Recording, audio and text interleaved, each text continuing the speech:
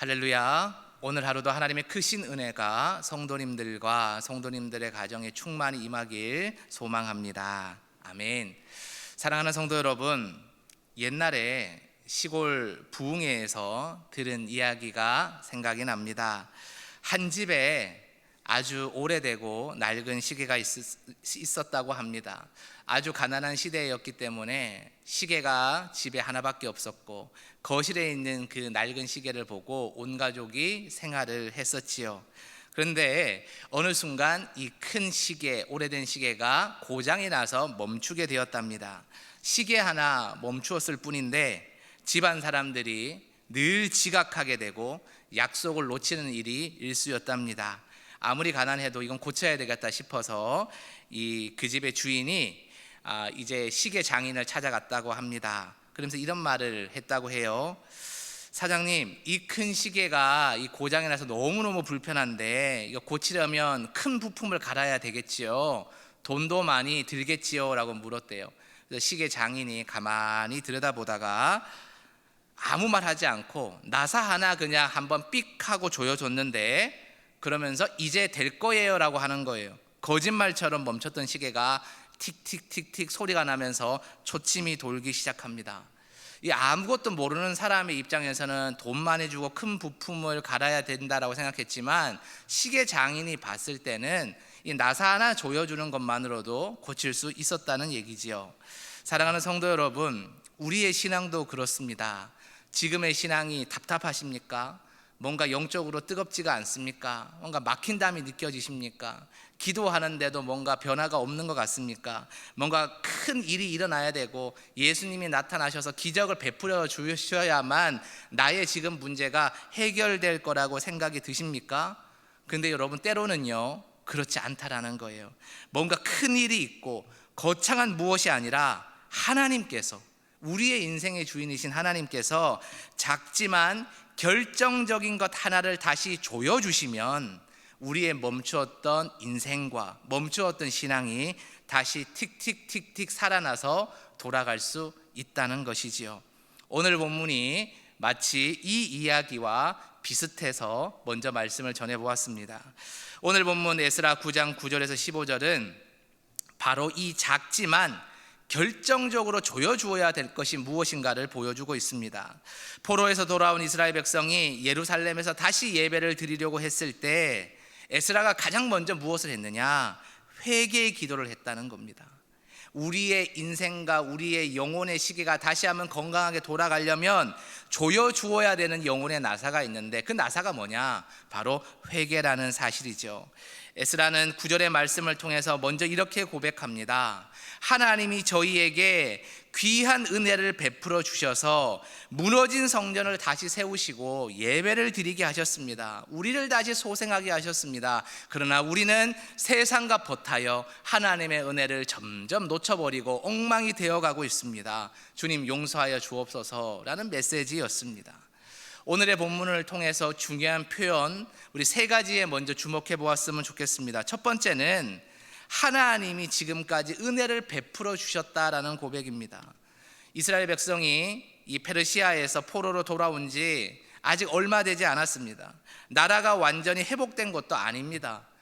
돌아온 지 얼마 되지 않았는데 70년의 공백이 얼마나 메워졌겠어요. 사실은 엉망진창이고 보잘것 없었겠지요. 그런데도 에스라는 하나님 앞에 지금까지 베풀어 주신 하나님의 작은 은혜라 할지라도 이 은혜를 크게 보고 감사했다라는 겁니다. 여러분, 우리도 그렇지요. 완벽하지 않습니다. 기도는 한다고 하지만 뭔가 크게 채워진 건 없어 보일 때가 있습니다. 그럼에도 불구하고 여기까지 인도해 주시는 하나님의 손길을 그리워볼 때에 우리의 삶에 감사가 회복되는 거예요. 여러분, 감사할 것이 있죠. 지금 당장 우리 모두에게 감사할 공통의 제목이 무엇입니까? 건강이 있는 거예요. 아이, 목사님, 지금도 약을 5알, 10알 매일매일 먹어야 겨우 버티는데 무슨 건강이 있습니까? 여러분, 어떤 이는요, 이 병원에서 오랫동안 입원하신 분들은 걸어서 이 새벽에 이곳에 오는 것만으로도 참 부럽다 하는 분들이 얼마나 많겠어요. 저 많은 종합병원의 중환자실에 있는 분들, 그 가족들은 얼마나 여러분이 부럽겠느냐라는 말입니다. 우리에게는 건강이 분명히 있는 거예요. 감사할 제목이죠. 예배 드릴 자리가 있는 거예요. 교회가 작거나 교회가 너무 멀어서 교회에 오지 못하는 분들도 있지 않습니까? 그런데 우리는 이렇게 와서 예배 드릴 넓은 하나님의 집이 있는 거예요. 감사하죠. 그리고 말씀을 다시 펼 수 있는 이 새벽이, 이 시간이 우리에게 허락되었다는 거예요. 너무 가난하고 힘들어서 새벽부터 나가서 일해야 되는 분들도 여러분 많이 있습니다. 그런데도 이 새벽에 시간을 내어 이곳에 나와 기도할 수 있으니 얼마나 감사하냐라는 겁니다. 여러분, 감사가 먼저 회복이 되어야 됩니다. 에스라 그랬던 것처럼 감사가 회복되어야 우리 마음이 부드러워지고, 우리 마음이 부드러워져야 회개가 열리고, 회개가 열려야 순종이 이어지는 거예요. 먼저 감사하는 부드러운 마음을 가지시는 성도 여러분들 되시기를 간절히 바랍니다. 두 번째 중요한 표현은요, 무너진 곳을 하나님이 수리하게 하셨다라는 표현입니다. 이걸 예전 성경인 개역 한글을 보면 어떻게 표현되어 있냐, 거룩한 곳에 못을 박았다라는 표현이 되어 있어요. 여러분, 당시에는 장막을 짓고 사는 그런 형편이 익숙했겠죠. 장막이 바람이 흔들릴 때, 텐트가 흔들릴 때 어떻게 해야 됩니까? 말못을 박는 거예요. 그렇죠? 이 장막이 바람이 흔들릴 때는 말뚝 하나를 박으면 바람을 잡아주듯이 하나님이 우리 인생에 흔들릴 때 거룩의 못을 박아주신다라는 표현입니다. 여러분, 우리가 기도회 때마다 기도 열심히 하고 반드시 새로운 결심을 세우죠. 근데 이 새로운 결심이 며칠을 못 가고 흐려질 때가 많잖아요. 여러분, 그때 필요한 게 무엇입니까? 하나님의 크신 감동도 필요하지만 그것보다 더 필요한 게 뭐냐? 짧고 단단한 결단의 못 하나예요. 주님, 제가 앞으로는 하나님의 말씀을 붙들고 살겠습니다. 하루 10분이라도 기도하겠습니다. 새벽 기도 꼭 나오겠습니다. 이 작은 못 하나를 단단하게 박는 거예요. 주일 예배는 어떠한 일이 있더라도 구별하여 드리겠습니다. 이렇게 결단하는 거예요. 이 못이 박히면 바람이 아무리 불어도 흔들리지 않습니다. 방향이 바뀌지 않습니다. 오늘 새벽이 그 단단한 신앙의 결단의 못을 박는 은혜의 시간 되시기를 바랍니다. 세 번째 중요한 표현은 소생하여라는 표현입니다. 소생하여.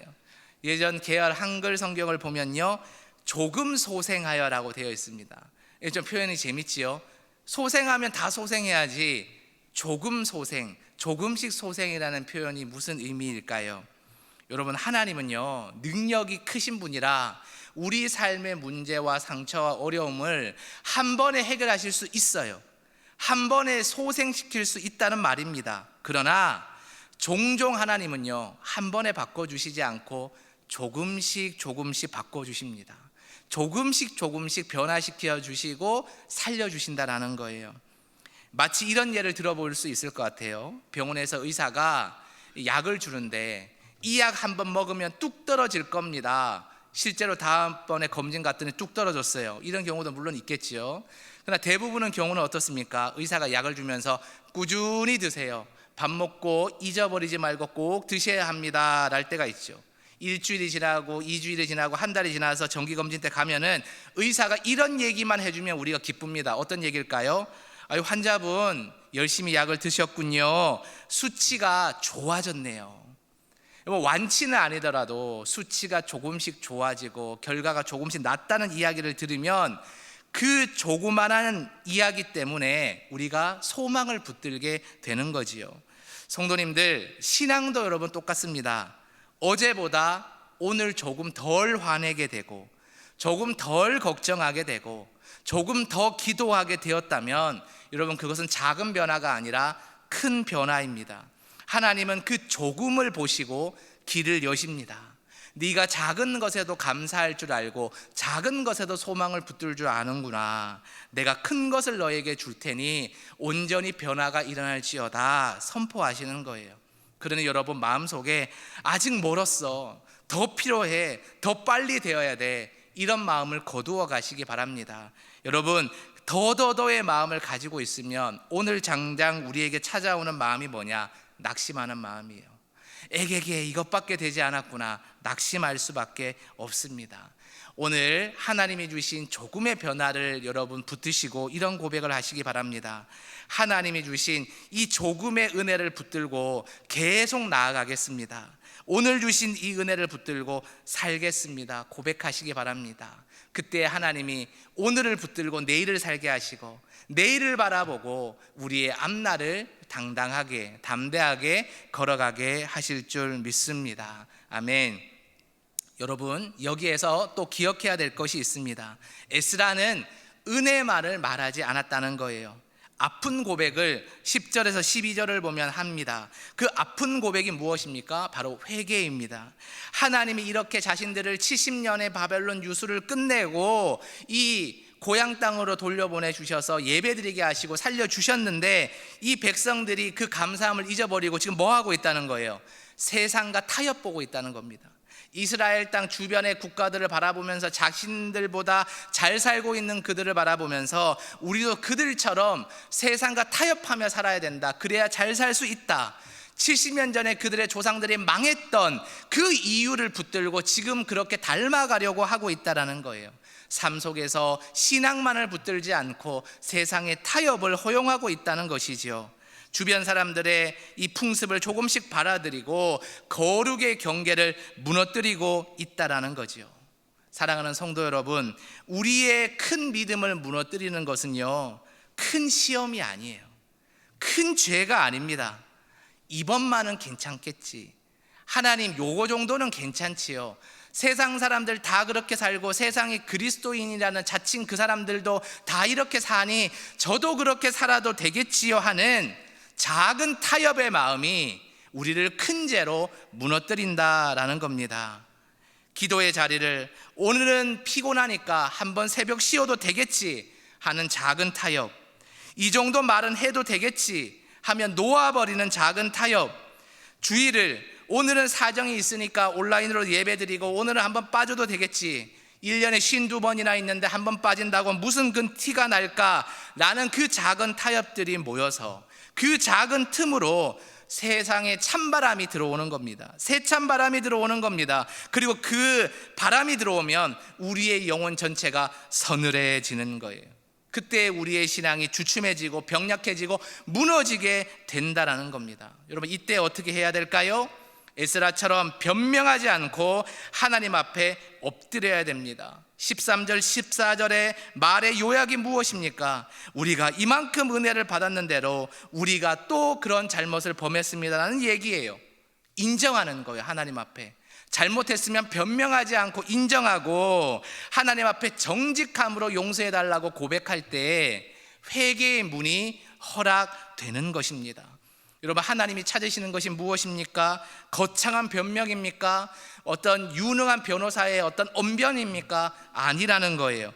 하나님이 회개하는 입술을 통해서 찾으시는 건 뭐냐? 완벽함이 아니라 진실함이에요.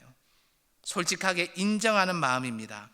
회개는 그것을 인정할 때 우리를 작게 만드는 것이 아니라 하나님이 우리 삶에 찾아오시게 만들어서 하나님이 우리 삶에 크게 임하시는 시간이 바로 회개의 시간입니다. 여러분, 하나님 앞에서 세상과 타협 본 일들이 있으십니까? 이 시간 그것이 생각나십니까? 그러면 부끄러워하고 감추시지 말고 감사함으로 받아들이며 오늘 이 새벽 주님 앞에 고백하시기 바랍니다.